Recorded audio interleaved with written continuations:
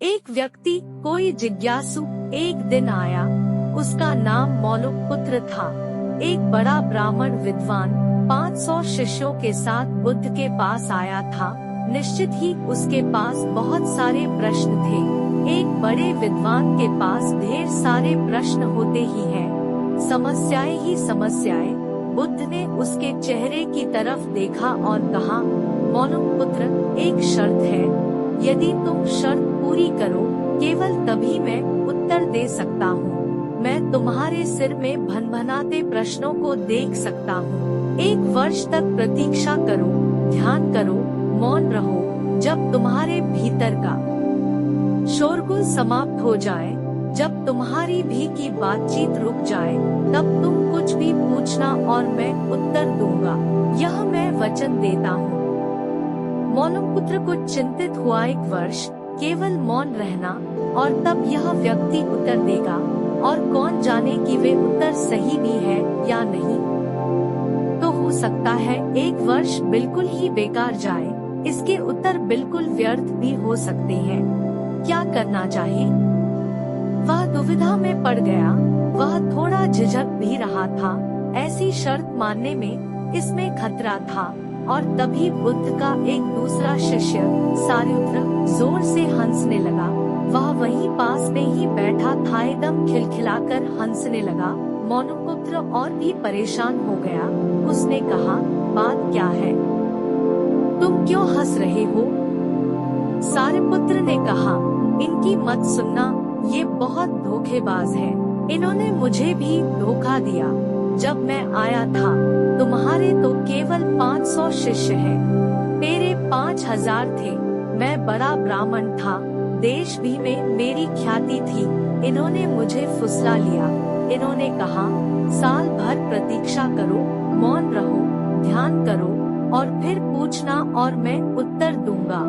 और साल भर बाद कोई प्रश्न ही नहीं बचा, तो मैंने कभी कुछ पूछा ही नहीं और इन्होंने कोई उत्तर दिया ही नहीं। यदि तुम पूछना चाहते हो तो अभी पूछ लो। मैं इसी चक्कर में पड़ गया। मुझे इसी तरह इन्होंने धोखा दिया। बुद्ध ने कहा, मैं अपने वचन पर पक्का रहूंगा। यदि तुम पूछते हो तो मैं उत्तर दूंगा। यदि तुम पूछो ही नहीं तो मैं क्या कर सकता हूँ? 1 वर्ष बीता। मौलुकपुत्र ध्यान में उतर गया और मौन होता गया। भीतर की बातचीत समाप्त हो गई। भीतर का कोलाहल रुक गया। वह बिल्कुल भूल गया कि कब 1 वर्ष बीत गया। कौन फिक्र करता है? जब प्रश्न ही न रहे तो कौन उत्तरों की फिक्र करता है? एक दिन अचानक बुद्ध ने पूछा, यह वर्ष का अंतिम दिन है। इसी दिन तुम 1 वर्ष पहले यहाँ आए थे और मैंने तुम्हें वचन दिया था कि 1 वर्ष बाद तुम जो पूछोगे मैं उत्तर दूंगा। मैं उत्तर देने को तैयार हूँ। अब तुम प्रश्न पूछो। मौलुकपुत्र हंसने लगा और उसने कहा, आपने मुझे भी धोखा दिया। वह सारिपुत्र ठीक कहता था। अब कोई प्रश्न ही पूछने के लिए नहीं रहा, तो मैं क्या पूछूं? मेरे पास पूछने के लिए कुछ भी नहीं है। असल में यदि तुम सत्य नहीं हो तो समस्याएं होती हैं और प्रश्न होते हैं।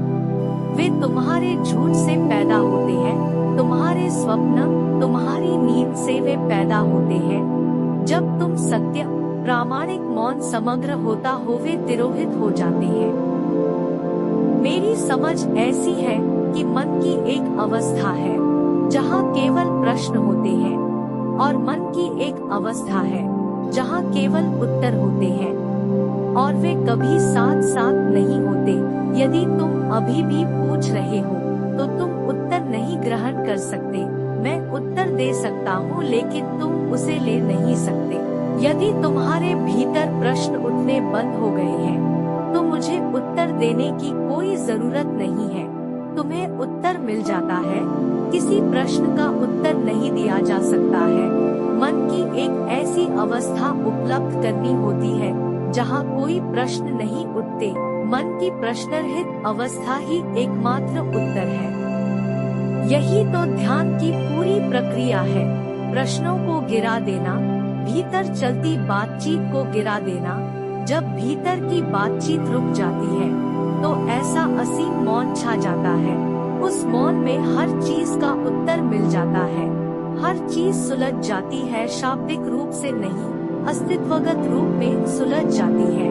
कहीं कोई समस्या नहीं रह जाती है।